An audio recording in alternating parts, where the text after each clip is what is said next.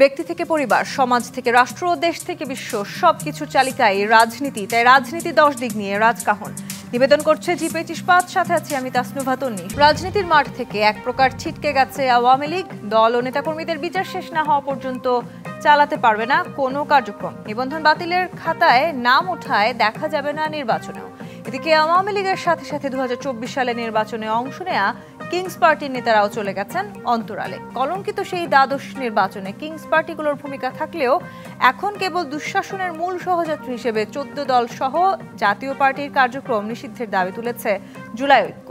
এর আগে সরকার গঠনের শুরুতে সংলাপে জাতীয় পার্টিকে ডাকার প্রশ্নে বৈষম্য বিরোধী ছাত্র আন্দোলন এবং জাতীয় পার্টির নেতাদের মধ্যে সংঘর্ষের ঘটনা ঘটে। আগুন দেওয়া হয় ঢাকার বিজয়নগরে জাতীয় পার্টির কেন্দ্রীয় কার্যালয়। সর্বশেষ গত 29 মে রংপুরে জাতীয় পার্টির চেয়ারম্যান জিএম কাদেরের বাসায়ও হামলা ও ভাঙচুরের ঘটনা ঘটেছে, যে ঘটনার দায় পড়েছে এনসিপি ও বিএনপির উপর। যদিও এর মধ্যে দলের 2 কর্মী জড়িত থাকায় দুঃখ প্রকাশ করেছে বিএনপি। আর বৈষম্য বিরোধী ছাত্র আন্দোলন উদ্ভূত পরিস্থিতিকে অনাকাঙ্ক্ষিত অপ্রীতিকর বললেও বিশ্লেষকরা বিষয়টিকে দেখছেন একটি রাজনৈতিক শূন্যতা তৈরির পায়তারা হিসেবে। সত্যিই কি দেশে রাজনৈতিক শূন্যতা তৈরির পায়তারা চলছে? এ নিয়ে রাজনীতির মাঠে বিতর্কের মধ্যে নতুন করে উত্তাপ ছড়াচ্ছে গতকাল মঙ্গলবার মধ্যরাতে মহান স্বাধীনতা যুদ্ধে মুক্তিযোদ্ধার সংজ্ঞায় পরিবর্তন এনে সরকারের একটি অধ্যাদেশ জারি করা নিয়ে, যেখানে 54 বছর আগে মুক্তিযুদ্ধের সময় গঠিত মুজিবনগর সরকারের সদস্যদের বীর মুক্তিযোদ্ধা এবং মুজিবনগর সরকার গঠনে সহযোগিতাকারী সহ মুক্তিযুদ্ধের সপক্ষে কাজ করা সকল বেতার শিল্পী, কলাকৌশলী ও সাংবাদিকদের মুক্তিযুদ্ধের সহযোগী হিসেবে আখ্যায়িত করা হয়েছে। নতুন এই অধ্যাদেশ কতটা যৌক্তিক, এসব নিয়ে আলোচনায় আজ রাজকাহন স্টুডিওতে আছেন বিএনপির শিক্ষা বিষয়ক সহ সম্পাদক ও সাবেক সংসদ সদস্য হেলেন জেরিন খান, জাতীয় পার্টির প্রেসিডিয়াম মেম্বার অ্যাডভোকেট রেজাউল ইসলাম ভূঁইয়া এবং জাতীয় নাগরিক পার্টির যুগ্ম আহ্বায়ক সারওয়ার তুষার। স্বাগত জানাচ্ছি আজকে রাজকাহনে। সারওয়ার তুষার, জাতীয় পার্টি নিষিদ্ধ নিয়ে আসলে এক ধরনের দাবি উঠছে এবং এটি নিয়ে আমরা দেখলাম যে বেশ কিছু ঘটনাও ঘটে গেছে। জাতীয় পার্টির যে অফিস, সেখানে আগুনের ঘটনা আমরা দেখেছি। সামাজিক যোগাযোগ মাধ্যমের নিজের ফেসবুক ভেরিফাইড পেজে সার্জিস আলম এই বিষয় নিয়ে আলোচনা করেছেন, তিনি কথাও বলেছেন। তিনি তার একটি পোস্টের আমি একটু পড়তে চাই। তিনি লিখেছেন যে 3 দিন আগে রংপুরে জাতীয় পার্টি থেকে মনোনীত অবৈধ নির্বাচনের একাধিকবার অবৈধ মেয়র মোস্তফা আবার মেয়র পদে ফিরে আসার জন্য আওয়ামী লীগের পোষ্য বি টিম জাতীয় পার্টি এবং আওয়ামী লীগ, যুবলীগ, ছাত্রলীগের সন্ত্রাসীদের নিয়ে রংপুর শহরে বিক্ষোভ মিছিল করছে। তার মানে আপনারা কি ভাবছেন যে জাতীয় পার্টি এখনো আওয়ামী লীগের হয়ে কাজ করছে কিংবা আওয়ামী লীগকে পুনর্বাসন করবার চেষ্টা করছে? আপনাকে ধন্যবাদ। এমনিতে আমরা তো জাতীয় পার্টির বিগত 15 বছরের ভূমিকা বাংলাদেশের জনগণ দেখেছে। এছাড়াও জাতীয় পার্টি 90-এর গণ অভ্যুত্থানের পর থেকে সবসময় হয় আওয়ামী লীগ অথবা বিএনপি এই রাজনৈতিক দলগুলোর মানে লেজুর বৃত্তি করাটাই তার রাজনীতি হিসেবে নিয়েছে। 90-এর গণ অভ্যুত্থানটা যদি আমরা ঠিকমতো বুঝতে পারতাম, মানে তখনকার রাজনৈতিক দল যদি ঠিক বুঝতে পারতো, তাহলে জাতীয় পার্টির রাজনীতি 90 সালে শেষ হয়ে যাওয়ার কথা। যার বিরুদ্ধে গণ অভ্যুত্থান হয়েছে তার আবার রাজনীতিতে ফেরত আসার কোনো সুযোগ নেই।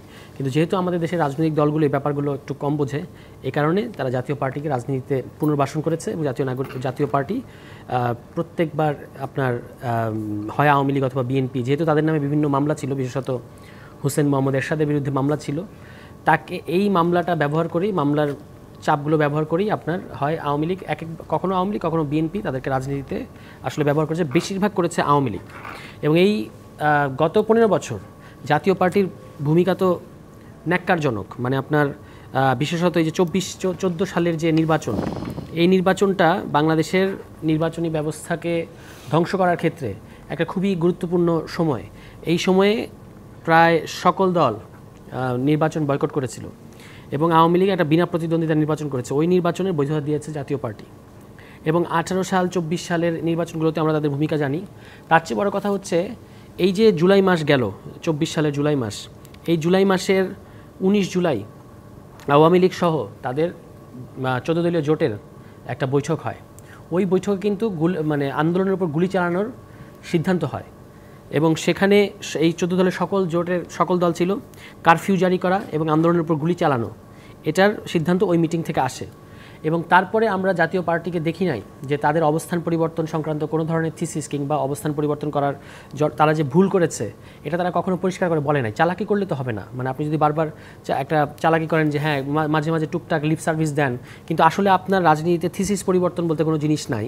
আপনি এই যে কী কারণে একটা রাজনৈতিক দল আরেকটা ফ্যাসিবাদের, আপনি কি বুঝতে পারছেন না যে 14 সালের নির্বাচন পরিবর্তনটা যেটা আপনার যে পরিবর্তনের কথা আপনি বলছেন সেই পরিবর্তন হলেও বা কি আপনারা চান তারা রাজনীতি করুক? আপনি তো শুরুতেই বলেছিলেন যে সেটা তো পরের ব্যাপার, নিশ্চিহ্ন হয়ে যাওয়ার কথা যে এই রাজনৈতিক দলের বিরুদ্ধে গণঅভ্যুত্থান হয়েছে। হ্যাঁ না অবশ্যই, মানে সেটাই আমি বললাম, কিন্তু তারা আছে, এটাই হলো দুর্ভাগ্যজনক ব্যাপার।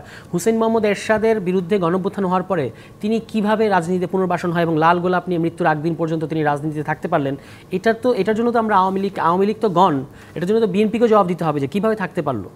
আর আওয়ামী লীগকে তো অবশ্যই জবাব দিতেই হবে, কেন আপনি একটা গণঅভ্যুত্থানের মধ্যে দিয়ে পতিত সামরিক স্বৈরাচার তিনি কিভাবে রাজনীতিতে আসতে পারেন? আসতে পারার কথা না। সব রাজনৈতিক দল নিশ্চিহ্ন হতে থাকবে কি তাহলে? না একের পর এক রাজনৈতিক দল, আপনি রাজনৈতিক দলের সংজ্ঞার মধ্যে এরা পড়বে কিনা সেটা হচ্ছে আগে প্রথম কথা। এখন যেমন আওয়ামী লীগের ব্যাপারে আমরা বলেছি যে আওয়ামী লীগকে প্রমাণ করে আসতে হবে কোর্টে যে আওয়ামী লীগ রাজনৈতিক দল, কারণ আওয়ামী লীগ যে কাণ্ডটা গত 15 বছর করেছে এটা কোনো রাজনৈতিক দলের বৈশিষ্ট্যের মধ্যে পড়ে না। জাতীয় পার্টিও যে রাজনৈতিক দলের কোন ভূমিকাটা জাতীয় পার্টি গত 15 বছর বা এর আগেও পালন করেছে, শুধুমাত্র সুবিধার জন্য একবার এর কাছে আর একবার আপনাকে গলফ খেলতে পাঠায় দেয় সিএমএইচে, আরেকবার আপনি বলেন যে আমি মাথায় পিস্তল ঠেকিয়ে মরে যাব বা ইয়ে করবো, সুজাতা সিং এসে আপনাকে নির্বাচনে যেতে বাধ্য করবে। আপনার ইন্ডিপেন্ডেন্ট পলিসি কোথায়? আপনি দল হিসেবে আপনার ইন্ডিপেন্ডেন্ট পজিশন কোথায়? আমরা জাতীয় পার্টিকে এটা অন্তত গত 20-25 বছর ধরে দেখা যাচ্ছে না। তো তারা তো একটা স্বাধীন দল হিসেবে কাজ করছে না, তারা একবার আওয়ামী লীগের কাছ থেকে একবার বিএনপির কাছে এরকম করে বাংলাদেশের রাজনীতিতে এই দুটো দলের সাথেই তারা রাজনীতি করে এসছে। এখন এই দল এটাকে আদৌ আর এই রাজনৈতিক দলের কোনো চাহিদা বাংলাদেশের সমাজে আছে কি না? সমাজে রাজনৈতিক দল যখন সমাজে দরকার হবে সমাজ নতুন দল তৈরি করে নেবে, ঠিক আছে? এরকম আরও মানে যদি আপনি স্পেস ওপেন রাখেন নতুন রাজনৈতিক দল আসবে, কিন্তু এই রাজনৈতিক মানে জাতীয় পার্টিকে সিরিয়াসলি বাংলাদেশের মানুষের কাছে উত্তর দিতে হবে যে তারা কেন বাংলাদেশের জনগণ আর তাদের দিকে ফিরে তাকাবে, কি একটা কারণ তাদেরকে বলতে হবে। আমি একটু রাখতে চাই অ্যাডভোকেট রেজাউল ইসলাম ভূঁইয়া, জাতীয় পার্টি নিয়ে অনেক আলোচনা সমালোচনা আছে। দীর্ঘদিন জাতীয় পার্টিকে গৃহপালিত বিরোধী দলও বলা হয়েছে এবং জাতীয় পার্টি যে নির্বাচন আসলে সবাই বয়কট করেছে, বিএনপি কিংবা জামাতও যে নির্বাচন বয়কট করেছে সেই নির্বাচনে জাতীয় পার্টি অংশগ্রহণ করেছে। সেই জবাবদিহিতার জায়গাটা কি তাহলে জাতীয় পার্টি এখন দাঁড়িয়ে আছে? জবাবদিহিতা দেওয়ার সুযোগটা কি আসলে আপনাদের সামনে এখন আছে, নাকি আসলে যেই জাতীয় পার্টিকে নিবন্ধন বাতিল করবার যেই ধরনের দাবি উঠেছে সেটি আসলে কতখানি যৌক্তিক বলে মনে করেন? ধন্যবাদ আপনাকে, দুই বিজ্ঞ সহ-আলোচক এবং যারা দেখছেন। একটা রাজনৈতিক দলকে নিষিদ্ধ করার জন্য বাংলাদেশের গণপ্রদত্ত অধ্যাদেশ 2008 সংশোধিত কিছু বিধিমালা আছে এবং একটা রাজনৈতিক দল হিসেবে পরিচয় পাওয়ার জন্য, নির্বাচন করার জন্য সেখানেও কিছু বিধিমালা আছে। তা ওই সকল বিধিমালা যখন পূরণ হয় তখনই সে রাজনৈতিক দল হিসেবে আত্মপ্রকাশ করে। জাতীয় পার্টি সেই সমস্ত বিধিমালা পূরণ করে নিবন্ধন 12 নিয়ে এখন পর্যন্ত বাংলাদেশের রাজনীতি আছে। এখন গণপ্রজাতন্ত্র অধ্যাদেশের 8 এর সংশোধনী বিধান যদি দেখেন, সেই ক্ষেত্রে রাজনৈতিক দলের নিবন্ধন এবং রাজনৈতিক দল নিষিদ্ধর যে কারণ আছে, এটার একটা কারণও জাতীয় পার্টি এর মধ্যে পড়ে না। গণহত্যার সাথে জাতীয় পার্টির জনগণের পালসের কথা আইনে নাই। আপনি আইনের কথা বলবেন কিনা সেটা একটা ব্যাপার। আমি আইনে যাই থাকুক জনগণ চাক কিংবা না, জনগণ জাতীয় পার্টিকে চায় না, এটা বুটে প্রতিফলিত হবে। আগামী যখন নির্বাচন হবে, যেরকম বাংলাদেশের মানুষ মুসলিম লীগকে প্রত্যাখ্যান করেছেন এর মাধ্যমে, নির্বাচনের মধ্য দিয়ে, জাতীয় পার্টিকে না চাইলে জনগণ যদি বিপক্ষে থাকে, আগামী নির্বাচন জাতীয় পার্টি অংশগ্রহণ করবে, জনগণ ভোট দিবে না, জাতীয় পার্টি প্রত্যাখ্যাত হয়ে যাবে মুসলিম লীগের মতো। ভোট দিলে জাতীয় পার্টি থাকবে। 90-এর গণোত্থানের যে বক্তব্য দেওয়া হয়েছে যে জাতীয় পার্টি তার মধ্যে কিভাবে থাকলে, আমার মনে হয় যে এই জায়গার মধ্যে মানে এই জিনিসটার সাথে আমি দ্বিমত পোষণ করি। প্রথমত হলো 90-এর ক্ষমতা হস্তান্তরের যে প্রক্রিয়াটা, আবার 90-এর গণোত্থানের একজন বিপ্লবী নেত্রী ছিলেন, ছাত্রনেত্রী ছিলেন, সেখানে 3 জোট একটা রূপরেখা প্রণয়ন করেছিল এবং সেই 3 জোটের রূপরেখার সাথে জাতীয় পার্টির একটা সমঝোতা হয়েছিল এবং সমঝোতার ভিত্তিতে তখন সংবিধানে ছিল না থাকার পরেও ওই 3 জোটের রূপরেখার ভিত্তিতে তৎকালীন প্রধান বিচারপতিকে তত্ত্বাবধায়ক সরকার ছিল, আমাকে বলতে হবে 1 মিনিট, অন্তর্বর্তীকালীন সরকারের প্রধান করা হয়েছিল এবং প্রধান করে ক্ষমতাটা তৎকালীন যে উপরাষ্ট্রপতি ছিল মওদুদ আহমেদ, উনাকে পদত্যাগ করালেন। সেই পদত্যাগপত্র গ্রহণ করলেন হুসাইন মোহাম্মদ এরশাদ রাষ্ট্রপতি হিসেবে। আইন যেটা হয়েছে এবং রাষ্ট্রপতি হিসেবে পদত্যাগ গ্রহণ করার পরে শাহাবুদ্দিন সাহেবকে উনি শপথ গ্রহণ করালেন, শপথ গ্রহণ করে উপরাষ্ট্রপতি নিয়োগ করলেন এবং উপরাষ্ট্রপতির কাছে রাষ্ট্রপতি প্রত্যাহার করলেন। একটা সাংবিধানিক প্রক্রিয়া হলো, সাংবিধানিক কোনো হলো না, মানে ব্যত্যয় হলো না। সেই প্রক্রিয়া হওয়ার পরে সেখানে কিন্তু 3 জোটের রূপরেখা যারা প্রণয়ন করেছিল জাতীয় পার্টি প্রণয়ন করে নাই। সেখানে ছিল 15 দল, 7 দল এবং 5 দল। তারা বলেছিল সকল, আমার কাছে 3 জোটের রূপরেখা আছে, আসছে তো, সকল রাজনৈতিক দলকে সমান সুযোগ দেওয়া হবে নির্বাচন করতে। সেখানে বলা হয় না যে জাতীয় পার্টিকে নিষিদ্ধ করা হবে। কাজে 3 জোটের রূপরেখার মধ্য দিয়ে ক্ষমতা হস্তান্তর করেছে, এটা বাদ। প্রথম যে বক্তব্যটা আসছি, জাতীয় পার্টি যে কারণে নিবন্ধন বাতিল হয় তার একটা কারণ হলো যদি রাষ্ট্রদ্রোহী কোনো কাজের সাথে জড়িত থাকে, যদি গণহত্যার সাথে জড়িত থাকে, যদি মানে এমন কোন সন্ত্রাসী সংগঠন হয় যে সংগঠনের দেশের স্থিতিশীলতা এবং সার্বভৌমত্বের জাতীয় পার্টি এটা না বলা হলে হবে, এটা কোনটার সাথে জড়িত না।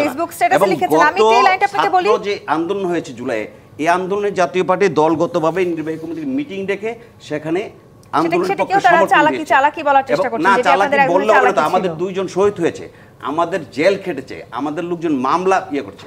ওই সময়টাতে এই জায়গাটা বসে যখন সমস্ত মিডিয়াগুলা স্থাপনার কথা বলছিল, শহীদদের কথা বলছিল না, আপনি আপনার এই টকশোতে আমি অবস্থান করছিলাম, 3টা টকশোতে, ডিবিসিতে, অন্যান্য টিভিতে বলছি, আমরা কিন্তু তখন শহীদদের পক্ষে কথা বলেছি। আমরা টিভির স্থাপনা হেলেন খানের কাছে যেতে চাই। হেলেন জেরিন খান, নানাভাবে আসলে জাতীয় পার্টিকে আওয়ামী লীগের বি টিম হিসেবে আখ্যা দেওয়া হচ্ছে এবং তাদেরকে কোনোভাবে ফিরে আসার চেষ্টা যদি কেউ করে সেই চেষ্টাকে ব্যর্থতায় পর্যবেসিত করা হবে। এবং সেক্ষেত্রে জাতীয় পার্টি এত দীর্ঘদিন ধরে রাজনীতি করে যাচ্ছে, যে অভিযোগ করলেন সারওয়ার তুষার, সেখানে আসলে বিএনপির মতো বড় রাজনৈতিক দল, আপনাদেরও একটি বড় দায়ভার আছে। আপনারা আপনাদের প্রয়োজন মতো কোনো না কোনো সময় জাতীয় পার্টিকে আপনারাও ব্যবহার করেছেন।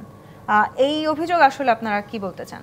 ধন্যবাদ আপনাকে, ধন্যবাদ দর্শক শ্রোতাদেরকে এবং সহ আলোচক হিসেবে যারা উপস্থিত হয়েছেন তাদেরকে। আপনার প্রশ্নের উত্তর দেওয়ার আগে সারওয়ার তুষার যে কথাগুলো বললেন তার একটু 2-একটা উত্তর দিতে চাই। প্রথমত, সারওয়ার তুষার বয়সে ছোট, রাজনৈতিক অভিজ্ঞতা অনেক কম। এই কিছুদিন হলো, 2 মাস মতো হলো তারা একটা রাজনৈতিক দল করেছে, আর তাদের 36 দিনের আন্দোলনে বাংলাদেশে একটা বিরাট মানে গণ অভ্যুত্থানের তারা একটা নেতৃত্ব দিয়েছে, এরকম বলে, যেখানে সকল দল, সকল মানে একমাত্র ফ্যাসিস্টদের বিপক্ষে যারা ছিল প্রত্যেকে অংশগ্রহণ করেছে। এখানে সে বলেছে রাজনৈতিক দলগুলো বুঝে কম। আমি এটা আপত্তি জানাচ্ছি তীব্রভাবে, কারণ সারওয়ার তুষার আমি আগেও দেখেছি, সে কথা বলার সময় আসলে চিন্তা করে না যে রাজনৈতিক দলগুলো সম্পর্কে সে মানে একটা ওপিনিয়ন দেওয়ার আগে একটু চিন্তা ভাবনা করে দেওয়াগুলো। একটু যদি আমি একটু আমি শেষ করি তারপরে বলবে, তারপর ইসের সময় বলুক। তারপরে আরেকটা বলছে জবাব দিতে হবে বিএনপিকে। দেখেন, বিএনপি হচ্ছে একটা লিবারেল ডেমোক্রেটিক দল এবং বিএনপি একটা বহুদলীয় গণতন্ত্রে বিশ্বাসী। বিএনপি সত্যিকার অর্থে কোনো দল ব্যান করাতে বিশ্বাসী না। বিএনপি বিশ্বাসী হলো যে যদি কোনো দলকে মানে প্রত্যাখ্যান করতে হয় সেটা জনগণের কাছে যেতে হবে, ভোটের মাধ্যমে তারা প্রত্যাখ্যিত হবে। কোনো দল যদি নিকৃষ্টতম কাজ করে, কোনো দল যদি স্বৈরাচারী ভূমিকা নেয়, তাহলে সেই জন্য তো ভোটের যাবে, নির্বাচনে যাবে, নির্বাচনে তারা জনগণের দ্বারা প্রত্যাখ্যিত হবে। এটা হলো বিএনপির মানে বিএনপির যেটা চিন্তা কিংবা বিএনপি যেই আদর্শ বিশ্বাস করে সেটা হচ্ছে বিএনপির নীতি।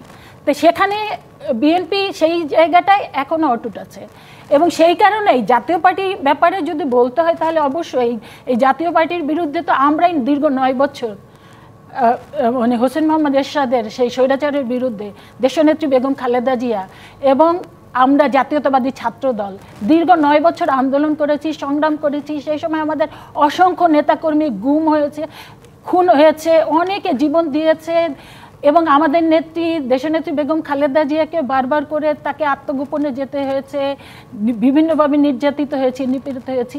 তো এর বিরুদ্ধে তো আমরাই দীর্ঘ আন্দোলন করে হোসেন মোহাম্মদ এরশাদকে কিন্তু আমরা পদচ্যুত করলাম।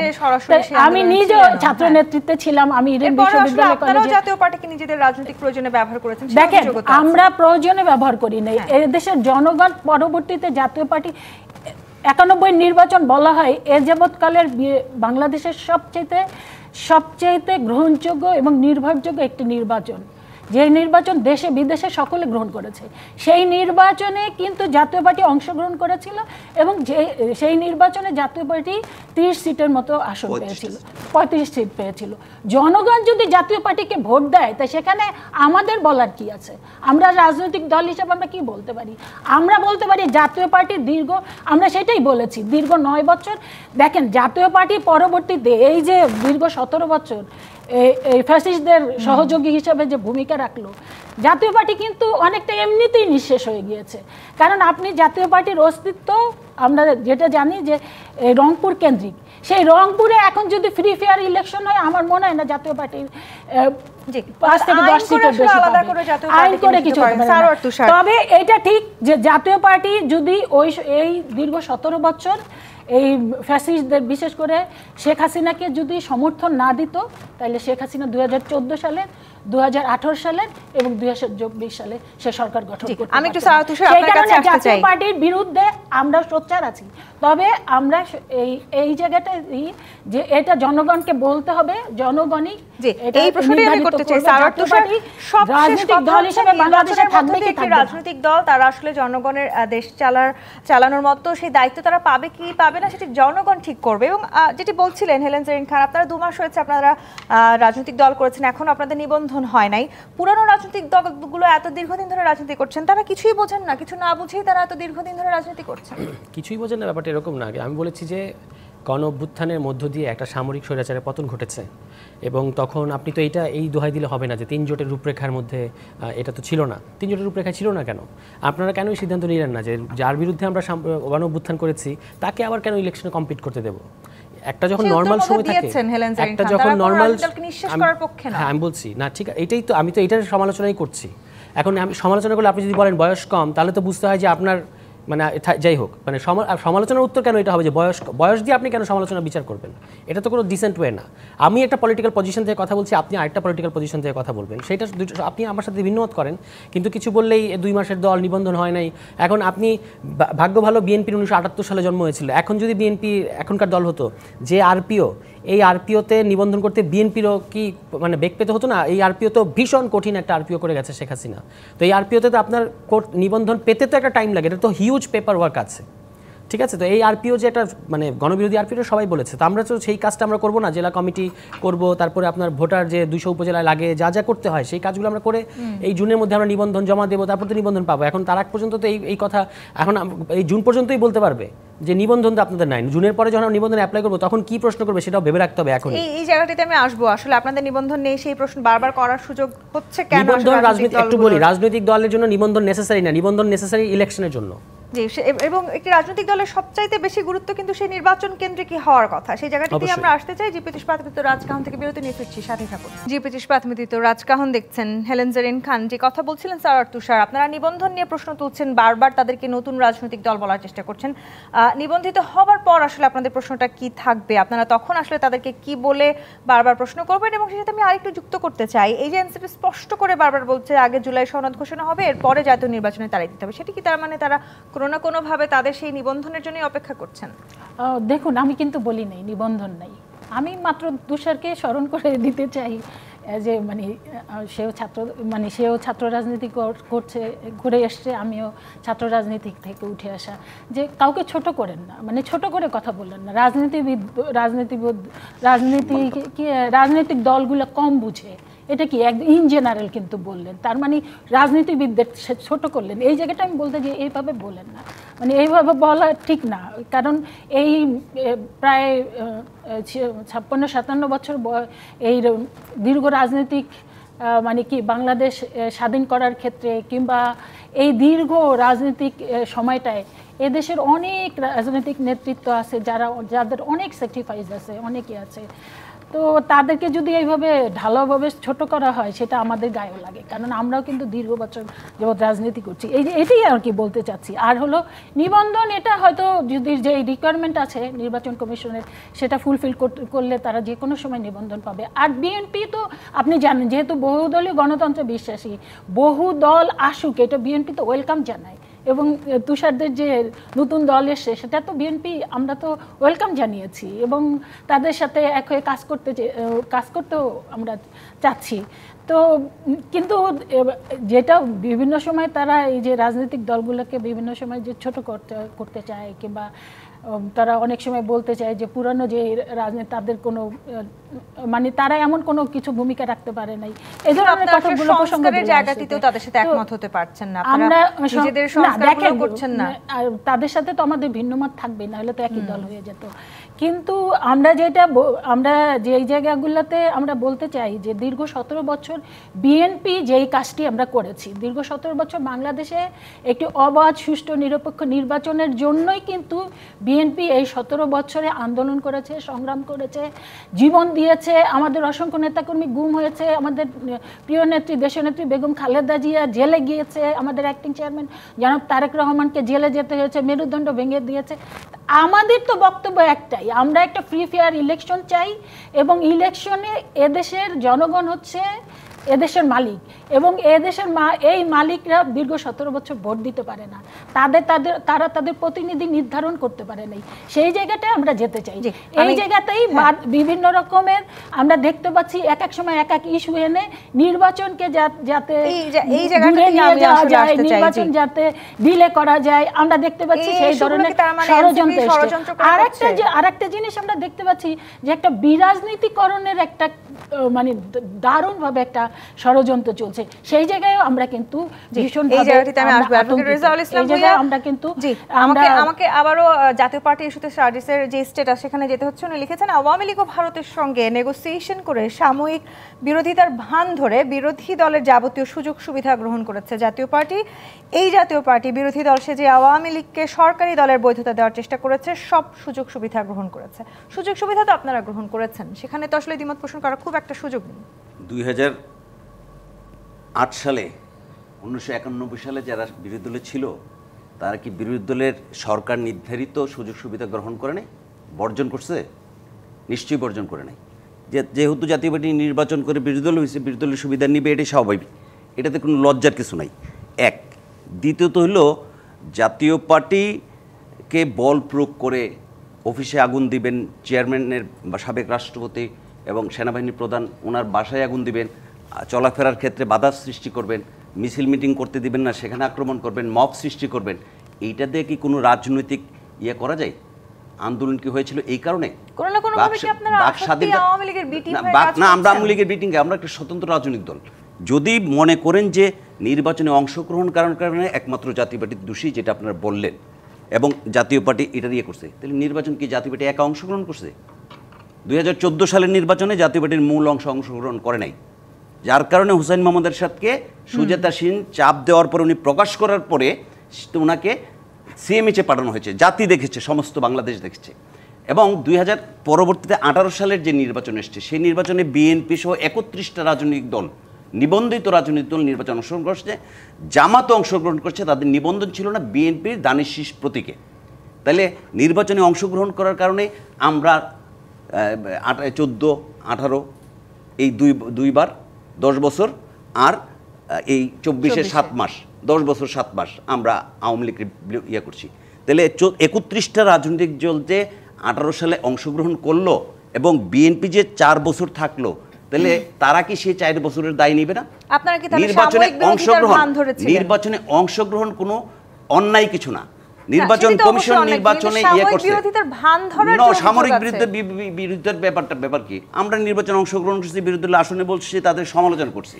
এটা যদি অন্যায় হয়, আইনসঙ্গত কোনো অন্যায়, এটা কি সাংবিধানিকভাবে নিষিদ্ধ?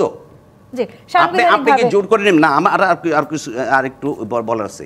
এখন ওই যে 14 দল আর জাতীয় পার্টি কিন্তু এক জিনিস না। 14 দল একটা জোট, জাতীয় পার্টি একটা স্বতন্ত্র অবস্থান। 14 দল নৌকা মার্কা ইলেকশন করছে, জাতীয় পার্টি লাঙ্গল নিয়ে স্বতন্ত্র ইলেকশন করছে।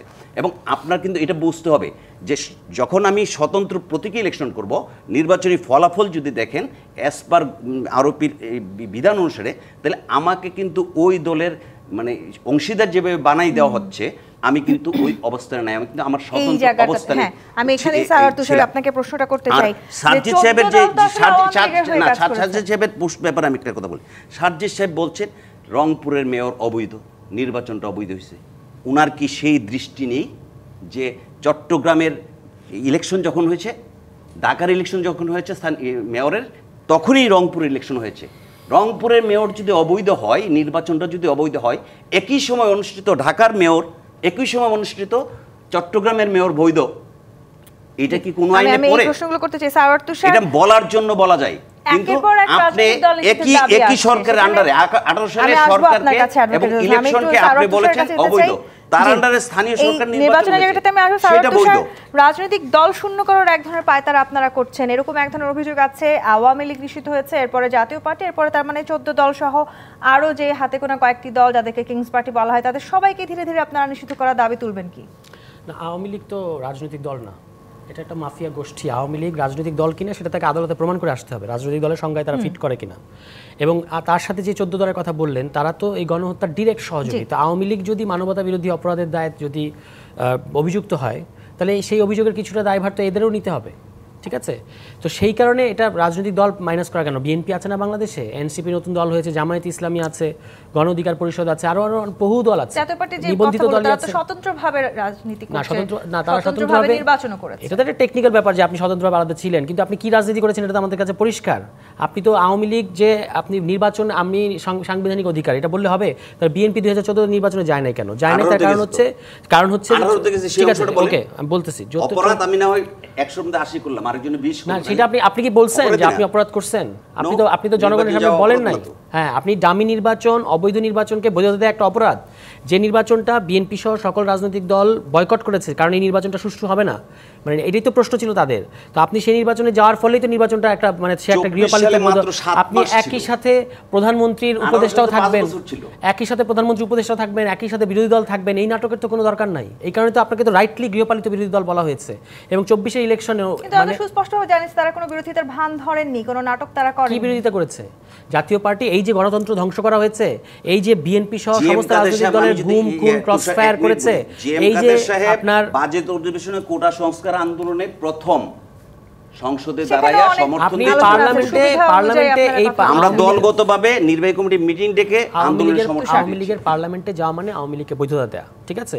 এবং এইখানে আপনার যখন প্রশ্নটা কি, প্রশ্নটা হচ্ছে এই নির্বাচনকে আমরা বৈধতা দিব না, যখন বিএনপি সহ অন্য কেউ দিচ্ছে না, তখন আপনি সেখানে গেছেন। এবং গত 15 বছর আওয়ামী লীগ যে ধরনের শাসন করেছে, লুটপাট, গুম খুন, ক্রসফায়ার, ভিন্ন মত দমন, এই যে এখন আপনারা বলছেন যে বিরাজনীতিকরণ একটা আবহ চলছে কিনা, আওয়ামী লীগ যে বিরাজনীতিকরণ করলো ভয়ঙ্করভাবে, জাতীয় পার্টির ব্যাপারে অবস্থান কি ছিল? কোনো শক্ত অবস্থান তারা নিয়েছে? কখনো নেয় নাই। জাতীয় পার্টির তো এই ঐতিহাসিক পাপের আইন করে নিষিদ্ধ করবেন কি করবেন না সেটা অন্য টেকনিক্যাল প্রশ্ন, কিন্তু এই ঐতিহাসিক পাপের আপনি রাজনৈতিক জবাব দেবেন না, আপনি কোন মুখে জনগণের কাছে যাবেন?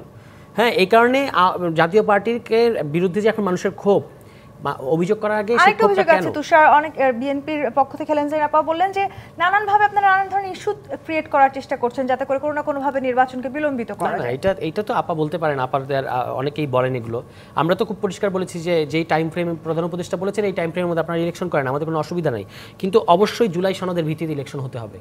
এই কথা কি আমরা রাজনৈতিক দল হিসেবে, আপনি যদি দেশে একটা সরকার থাকার পরেও বিএনপির একাধিক নেতা কি বলেছেন, একজন নেতা দুদু সাহেব কি বলেছেন, আপনারা ইলেকশন না দিলে আমরা ইলেকশন ডেট ঘোষণা করে দেবো। এইটা বলা যদি সমস্যা না হয়, মানে আপনি এটা গভর্নমেন্টকে ডিনাই করছেন, আপনি ইলেকশন ঘোষণা করে দিবেন, এরপর আপনি রিটার্নিং অফিসার দিবেন, আপনি ফলাফল ঘোষণা করে দিবেন, সেরকম কোনো পরিকল্পনা বিএনপি করছে? আপনারা নিজেরাই আসলে নির্বাচনের তারিখ ঘোষণা করে দিবেন, সেই সুযোগ আদৌ আছে কিনা? জি25 প্রাথমিক রাজকাহন থেকে আরেকটি বিরতি নিয়ে ফিরছি, সাথেই থাকুন। দেখছেন জি25 প্রাথমিক রাজকাহন। অ্যাডভোকেট রেজাউল ইসলাম ভূঁইয়া, জাতীয় পার্টি যদি নিষিদ্ধ করা হয় তাহলে আওয়ামী লীগের সময় তাদের যে সহযোগী 14 দল ছিল সেই দলগুলোকেও নিষিদ্ধের এক ধরনের দাবি উঠতে পারে। সেক্ষেত্রে আসলে যে এই বিরাজনীতিকরণের অভিযোগ বারবার এনসিপির দিকে যাচ্ছে, সেই অভিযোগ কি সফল হয়ে যেতে পারে কিনা, সেরকম কোনো সম্ভাবনা আপনারা দেখছেন? জাতীয় পার্টি নিষিদ্ধ হবে কেন? কোন আইনে হবে? কোন জনগণ বলছে? কত পার্সেন্ট যারা বলতেছে তাদের পার্সেন্টেজ কত? তারা গত 5টা 7টা সংসদ 10টা সংসদ নির্বাচনে বাংলাদেশে 11তম জাতীয় সংসদ হয়েছে, দ্বাদশ হবে। এই সংসদ নির্বাচনে তারা কত পার্সেন্ট ভোট? আমি একটু যুক্ত করি অ্যাডভোকেট রেজাউল ইসলাম ভূঁইয়া, এই যে সর্বদলীয় বৈঠক হচ্ছে বারবার আমি আপনার কাছে আমি একটু প্রশ্নটা আপনাকে করতে চাই। সর্বদলীয় বৈঠক হচ্ছে, প্রধান উপদেষ্টার সাথে সব রাজনৈতিক দলগুলো বৈঠক করছেন, আপনাদেরকে কেন ডাকা হচ্ছে না? সর্বদলীয় বললে নিবন্ধিত 51টি 52টি এখন রাজনৈতিক দল, 52টি দল কি ডাকছে? তাহলে আপনি সরকার আইন করে 52টি দলকে নিবন্ধন দিলেন যে তারা বৈধ বাংলাদেশের রাজনৈতিক দল, তারা নিষিদ্ধ হয়নি। তাইলে আপনি এটা কি সর্বদলীয় মানে মিটিং, এটা কোন মানে ইয়েতে হয়? আপনি তো সরকারিভাবে একটা স্বাধীন সংস্থা নির্বাচন কমিশন। নির্বাচন কমিশন সেই স্বাধীন সংস্থা তার শর্ত পূরণ করার পরে, বাংলাদেশের আইনের শর্ত পূরণ করার পরে আপনি এখন আদালত থেকে এসে জামাত সহ 52টা হয়ে গেল। এখন আপনি ডাকছেন তো 30টাকে, আপনি তো সেখানে বিভাজন সৃষ্টি করে দিচ্ছেন। আপনি সেটাকে সর্বদলীয় বলবেন কেন? বলেন যে একটা অংশের সর্বদল, সর্ব অংশের না। আর জাতীয় পার্টির নিবন্ধনের যে কথা বললেন, নিবন্ধনের কথা যেই যদি আসে যেই কারণে হবে নির্বাচন করার কারণে, তাহলে নির্বাচন তো 31টি নিবন্ধিত দল করছে। তাহলে সেই 31টি নিবন্ধিত দলকে বাদ দিয়ে আপনি বিরাজনীতিকরণের যে প্রক্রিয়া চলছেন, তার পরবর্তীতে অন্য আরও কয়েকজনকে বাদ দিবেন, একটা কাকতালীয় বিষয় আছে। এই আন্দোলনের কিছুদিন পরে 11টা রাজনৈতিক দলকে নিষিদ্ধ করার জন্য লিখিতভাবে জানানো হলো। তার মধ্যে বাংলাদেশ কমিউনিস্ট পার্টি ছিল। কমিউনিস্ট পার্টি কোন নির্বাচনে আসে নাই, তারা এই আন্দোলনে সম্পৃক্ত ছিল, তারপরও এটা ছিল। এখানে বলা হচ্ছে এই ওনাদের পক্ষ থেকে যে নৌকা দানের শীষ, একই বিষ, দুই সাপের একই বিষ, এরকম কিন্তু একটা মানে স্লোগান এই আন্দোলনের পরে আসছে। 71কে বিতর্কিত করা হচ্ছে। এটা না করে জাতির বৃহত্তর স্বার্থে আজকে বিনিয়োগ নাই, আজকে যে পরিমাণ কর্মসংস্থান হওয়ার কথা কর্মসংস্থান নাই। আজকে মানুষ যে বাজেট দেওয়া হয়েছে, দেখেন বাজেট যদি বিশ্লেষণ করেন সেখানে নতুনত্বর কোনো কিছু নাই, এবং আগামী দিনে কি হবে সেটার ব্যাপার নাই। ঘাটতি বাজেট পূরণের যেই ব্যবস্থা করা হয়েছে, এই ব্যবস্থার মধ্যে কোনো হতে পারে না। তাহলে এই জায়গার মধ্যে আপনি একটা শক্তিশালী জাতীয় ঐক্য করা দরকার, এবং একটা অংশগ্রহণমূলক অবাধ সুষ্ঠু নিরপেক্ষ নির্বাচন করা। আপনার কথার সাথে আমি 1 সেকেন্ড শেষ, 30 সেকেন্ড শেষ করব। বিনিয়োগের জন্য আপনাকে অবশ্যই একটা নির্বাচিত সরকার আনতে হবে, এবং অনির্বাচিত সরকারের ক্ষেত্রে বিনিয়োগ আসে না। এবং সেই নির্বাচিত সরকারটা যত তাড়াতাড়ি সম্ভব আনতে হবে, একটা সংস্থা জরুরি শেষ করে বাকিগুলো নির্বাচিত সরকার করবে। ইউনূস একই কথা বলেছেন। তিনি বলেছেন এমন বিভক্তিকরণ প্রক্রিয়ার মধ্যে রাজনীতি সৃষ্টি করি নাই, আমরা সৃষ্টি করেছি ঐক্যবদ্ধ হওয়ার জন্য। যে সময়টাতে আসলে আমরা ঐক্যবদ্ধ হওয়ার কথা বলছি কিংবা আমরা জাতীয় ঐক্যের কথা বলছি, সেই সময় আসলে যে আলোচনাগুলো হচ্ছে জাতীয় ঐক্যকে ঘিরে, সেই আলোচনায় আমরা দেখছি বেশ কিছু রাজনৈতিক দল অংশগ্রহণ করছে না, যারা ইতিমধ্যে নিবন্ধিত। যে অভিযোগও করেছেন অ্যাডভোকেট রেজাউল ইসলাম ভূঁইয়া, তেমনি এনসিপি যদিও তারা এখনো নিবন্ধন পাননি, আপনারা সব আলোচনায় কিংবা যে কোনো সমস্যায় আপনাদেরকে সবার আগে ডাকা হচ্ছে। এই বিভাজনের কারণটা কি? না, যারা ক্রিয়াশীল যত রাজনৈতিক দল আছে, বিএনপি, জামায়াত ইসলামী সহ ফ্যাসিবাদ বিরোধী যুগপৎ আন্দোলনে ছিল 2024-এর 7 জানুয়ারির আগে, প্রত্যেকটা দল আছে এবং বিভিন্ন পর্যায়ে তাদের সাথে বসা হচ্ছে।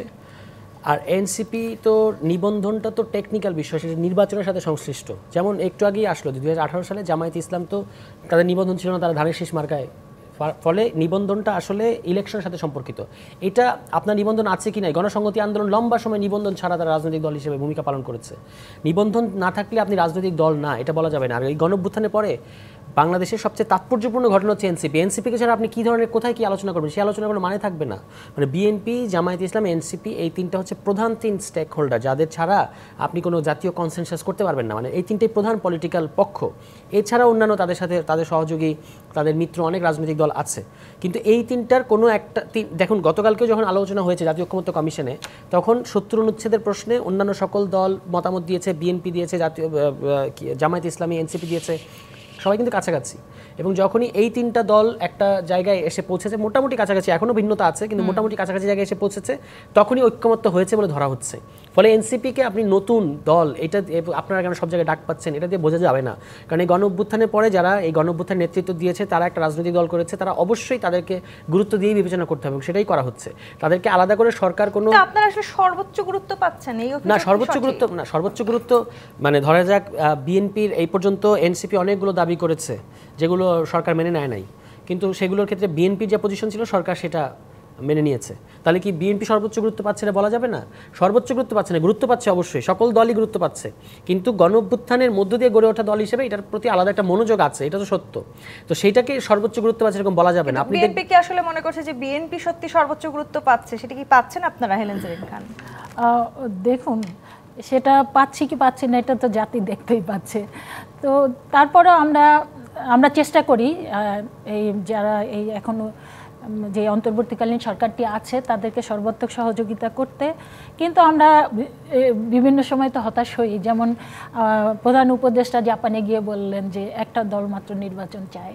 তো তো সেটা বিএনপির পক্ষ থেকে আমরা যে হতাশ হয়েছি সেটা আপনি দেখেছেন যে ঐকমত্য কমিশনে যে এই হলো মিটিংটা হলো, সেখানে আমাদের স্থায়ী কমিটির সদস্য সালাউদ্দিন আহমেদ গিয়ে কিন্তু একেবারে প্রধান উপদেষ্টার সামনে তীব্র এটার প্রতিবাদ জানিয়েছে। তো এছাড়াও আমরা যখন শুনতে পাই যে প্রধান উপদেষ্টা পদত্যাগ করতে চান, সেটা যখন আমরা শুনতে পাই এনসিপির নাহিদ ইসলামের মুখ থেকে যখন শুনতে হয়, তখন বিএনপি এদেশের সর্ববৃহৎ দল এবং বিএনপির আপনি জানেন যে সরকারে থাকা এবং বিরোধী দলে থাকা একটা বিরাট অভিজ্ঞতা আছে এবং বিএনপি সর্বাত্মক সহযোগিতা করছে। তো এই কথাগুলো যখন নাহিদ ইসলামের মুখ থেকে আমরা শুনেছি, সেটা তো তখন তো আমরা বুঝতেই পারি। আরেকটা তো এই এখন তো সবার মুখে মুখে এবং আমরা সেটা ফিলও করি যে এনসিপিকে অনেকে কিংস পার্টি বলা হয় এবং এটার জন্য কিন্তু প্রধান উপদেষ্টা নিজেই আপনি জানেন যে বিদেশের একটি সংবাদ সংস্থার সাথে তিনি নিজেই বলেছেন যে ওদেরকে আমি দল করতে বলেছি, ওরা প্রথমে করতে রাজি হয়নি, আমি ওদেরকে ইনসিস্ট করেছি। না অবশ্যই আসবে, আমরা তো বলি, কিন্তু কথা যে এখানে না নতুন দল আসুক সেই জায়গায় তো মানে আমাদের কোনো আপত্তি নাই, কিন্তু না এনসিপিকে নিয়েও আমাদের কোনো সমস্যা নেই। আপনি যেহেতু প্রশ্ন করলেন যে গুরুত্ব কি বেশি পাচ্ছে, সেই জায়গাটা আমি বিএনপি গুরুত্ব পাচ্ছে। বিএনপি বৃহৎ দল হিসেবে আপনি দেখেন সত্যিকার অর্থে যে এই অন্তর্বর্তীকালীন সরকারের যদি বলি ঢাকা শহর ছাড়া ঢাকার বাইরে যদি যান, তাহলে কিন্তু খুব বেশি এদের অস্তিত্ব খুঁজে পাওয়া যাবে না। আর এনসিপি তো মোটেই না, তো সেই জায়গায় তো বিএনপিকেই তো সব জায়গায় কাজ করতে হচ্ছে। তাই সেই জায়গায় আমরা তো মনে করি যে সবার আগে আমাদেরকে মানে এই উপদেষ্টা মণ্ডলীকে তাদেরকে কাজ করার জন্য আমাদেরকে গুরুত্ব দিতে হবে। তো সেই জায়গায় এনসিপিকে খুবই গুরুত্ব দিচ্ছে এবং এনসিপি সেই গুরুত্ব পেয়ে নতুন দল হিসেবে কম অভিজ্ঞতার কারণে তারা অনেক জায়গায় অনেক ভুলও করছে। তা আমরা এটাও আবার বিশ্বাস করি যে এই ভুল থেকে হয়তো বা তারা শিক্ষা গ্রহণ করবে। আমরা সেই প্রত্যাশা রাখতে চাই সব রাজনৈতিক দলের মাঝে। আসলে আরেকটা ব্যাপার আমি একটু বলতে চাই লাস্ট, যেটা হলো জাতীয় পার্টি সম্পর্কে। হ্যাঁ, জাতীয় পার্টি সম্পর্কে জাতীয় পার্টি অনেক পাপ করেছে, জাতীয় পার্টির এই পাপের শাস্তি কিছুটা ভোগ করতে হবে। তবে আমরা এটাও বিশ্বাস করি যে রাজনৈতিক দল যদি ব্যান করা হয় তাহলে আন্ডারগ্রাউন্ডে যাবে এবং সেখানে তারা নানা রকমের অপকর্ম করবে। সেই শঙ্কা থাকছে। অসংখ্য ধন্যবাদ আজকে রাজকাহনের সময় দেওয়ার জন্য। দর্শক, আজকের মতো বিদায় নিচ্ছি জি25 প্রাথমিক রাজকাহন থেকে। ফিরবো আগামীকাল রাত 10টায় নতুন রাজকাহন নিয়ে। ডিবিসির সঙ্গে থাকুন।